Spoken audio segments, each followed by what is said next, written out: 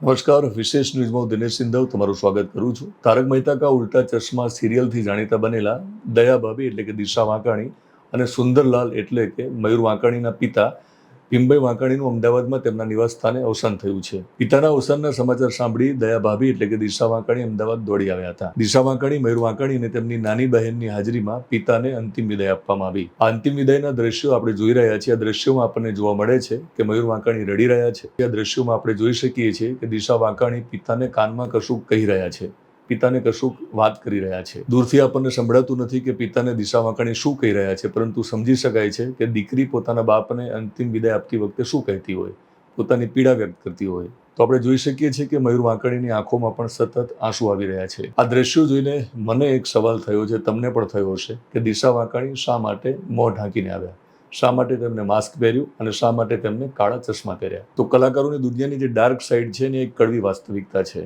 દિશા વાંકાણી એટલા બધા લોકપ્રિય થયા છે કે પોતાના પિતાની અંતિમ યાત્રામાં આવ્યા, આમ છતાં તેઓ મોં ખુલ્લું રાખીને રડી પણ ન શક્યા અને પિતાને અંતિમ વિદાય આપી પણ ન શક્યા. તો દરેક ઘરમાં તારક મહેતા કા ઉલ્ટા ચશ્મા શરૂ થાય ત્યારે દિશા વાંકાણી હોય કે મયુર વાંકાણી આપણને હસાવતા હોય છે, પરંતુ દિશા વાંકાણીની કમનસીબ એ હતી કે મોં ખુલ્લું રાખીને પિતા માટે રડી પણ ના શક્યા. જો ક્યારેક એવું લાગે કે કલાકારોની દુનિયા જોઈને આપણને એનું આકર્ષણ હોય છે, આપણને થતું હોય છે કે આ લોકો જેવા આપણે પણ દેખાઈએ, આપણે પણ બનીએ, એ લોકો સુખી છે, પણ બહુ લોકપ્રિયતા ક્યારેક અભિશાપ પણ સાબિત થતો હોય છે, જે આપણે જોયું છે.